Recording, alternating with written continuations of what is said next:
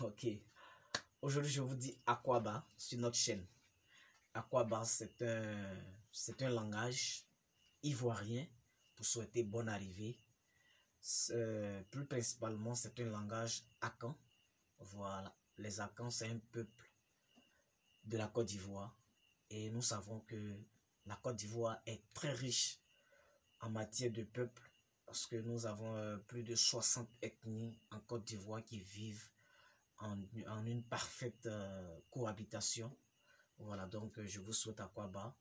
Encore pour ceux qui viennent d'arriver sur cette chaîne, encore je vous souhaite la bienvenue. Voilà, vous êtes au bon endroit pour vraiment récupérer le maximum d'informations, de motivation et tout ce qui va avec votre vie. Voilà, aujourd'hui, j'oubliais, pour ceux qui sont nouveaux sur notre chaîne, nous vous demandons de vous abonner, de liker et de partager la vidéo afin que ceux qui sont proches de vous puissent vraiment, ou bien quelqu'un d'autre à l'autre bout du monde, puisse avoir accès à ce contenu que nous produisons, que nous partageons avec vous. Aujourd'hui, nous allons je vais partager avec vous une histoire très inspirante. Cette histoire, c'est l'histoire d'un jeune de 22 ans, un jeune ivoirien de 22 ans qu'on appelle Plainte.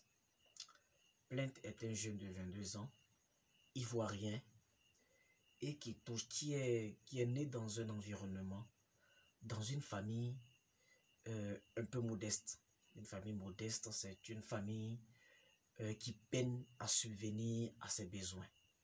Voilà, donc ce jeune homme qui a pour nom Plainte est issu de cette famille. Et ce dernier a grandi dans un environnement où il y avait toujours des difficultés quant, quant à la nourriture qu'il doit manger, souvent même à l'endroit où il doit dormir, en tout cas un peu plus de tout. Voilà, il n'a pas aussi bénéficié correctement de l'éducation, d'un certain nombre d'éducation.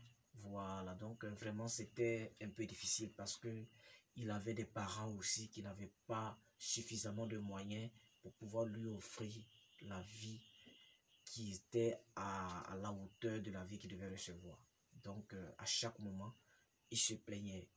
Et je pense que grandir dans un environnement où on se plaint toujours de la vie, où on se plaint toujours de notre situation, je pense que cela est similaire à un enfant de 2 ans, de 3 ans ou bien même de 4 ans qui a fait ses premiers pas dans la vie et qui commence à parler. Je pense que devant cet enfant, si vous prenez cet enfant et que vous l'emmenez en Chine, même si c'est un enfant ivoirien, je pense que au bout de quelques années, cet enfant va commencer à parler le chinois. Si vous l'envoyez au Japon, je pense que ça sera la même chose. Partout où vous allez envoyer cet enfant, ça sera la même chose. Et cela est similaire à notre pensée. C'est la même chose, il n'y a rien de différent. Si vous habitez dans un endroit où on parle toujours de difficultés, on parle toujours de peine, on parle toujours de souffrance, je pense que tous les enfants qui vont grandir dans cet environnement vont épouser ces idées dont leurs parents partagent au quotidien avec eux. Et si c'est le contraire, effectivement, c'est aussi le contraire qui va se produire. Donc c'est ainsi que ce jeune Plainte vivait tout le long, et a vécu presque toute l'enfance, presque toute l'adolescence. Voilà, parce que je le disais, je rappelle encore qu'il a 22 ans. Voilà, il a 22 ans. Et un jour, en ce moment aussi, Dieu permettait à ce qu'on puisse adresser nos préoccupations à la nature et à l'univers.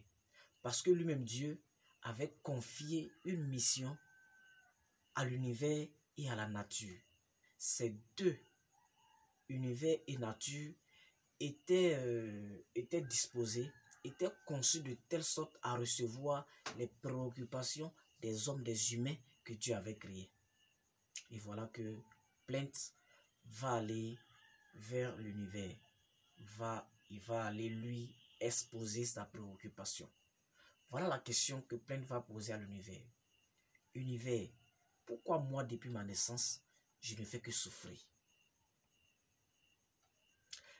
Plainte va encore vers la nature et il va aller monter sur une montagne et il va aller poser la même question à la nature. Nature, toi qui es la mère des hommes, toi dont Dieu a créé avant de créer l'homme que nous sommes et qui régnons au-dessus de vous, qu'est-ce qui fait que ma vie tourne en rond et que je n'arrive pas à réussir? Et les deux ont donné les mêmes réponses. La nature a répondu à Plainte que ton souhait est mon ordre. Et c'est la même réponse aussi que l'univers avait répondu à Plainte. Ton souhait est mon ordre. Ça veut dire quoi? J'explique un peu. Ça veut dire que tout ce que nous donnons à la nature n'a pas de miracle à produire. Tout ce que nous donnons, nous sommes prêts à donner à l'univers. L'univers n'a pas un autre miracle à réaliser. Si chaque jour, à notre réveil, nous ne faisons qu'alimenter dans notre pensée, dans notre esprit, dans notre cerveau, des pensées négatives, nous pourrons vivre pendant 100 ans, pendant 200 ans. Ce sont ces pensées négatives qui vont nous arriver.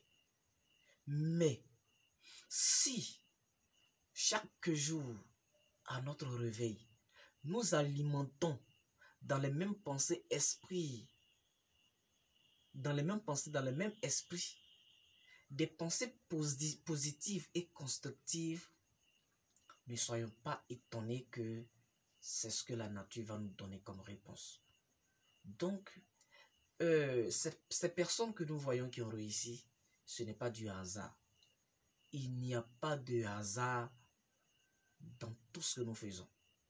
Et comme certaines personnes ont l'habitude de le dire, il n'y a pas de chance. La vraie définition de ce qu'on appelle chance, c'est lorsque la préparation rencontre l'opportunité. C'est en ce moment qu'on parle de chance.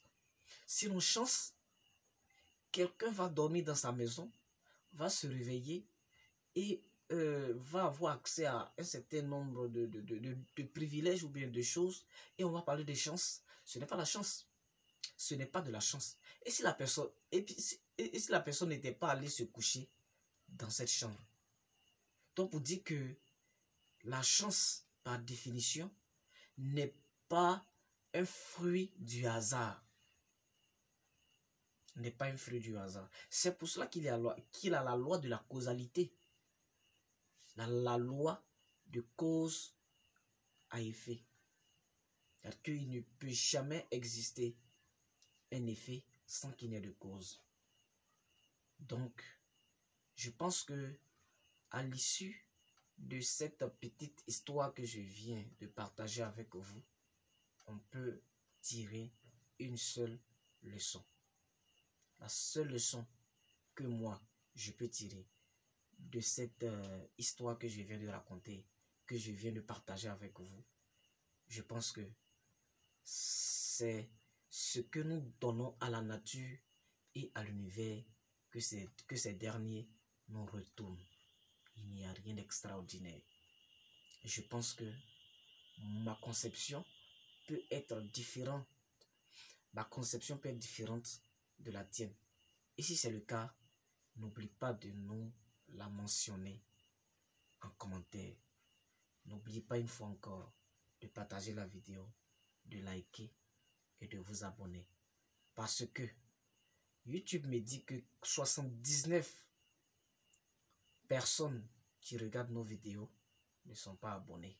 Et je pense que si vous avez pris la peine des minutes de votre temps qui est d'ailleurs précieux pour regarder cette vidéo, c'est parce que le contenu, le message que nous véhiculons dans cette vidéo vous importe. C'est pour cela que vous avez pris la peine de l'écouter, de la regarder. Je pense que ne pas s'abonner pour pouvoir bénéficier des futurs contenus, c'est se priver d'un certain nombre de choses. Voilà, donc vraiment je compte sur vous pour vous abonner et de partager la vidéo. N'oubliez pas de mentionner en commentaire les futurs sujets que vous voulez qu'on aborde dans nos vidéos. Merci et à plus tard. Bon visionnage à vous. Merci.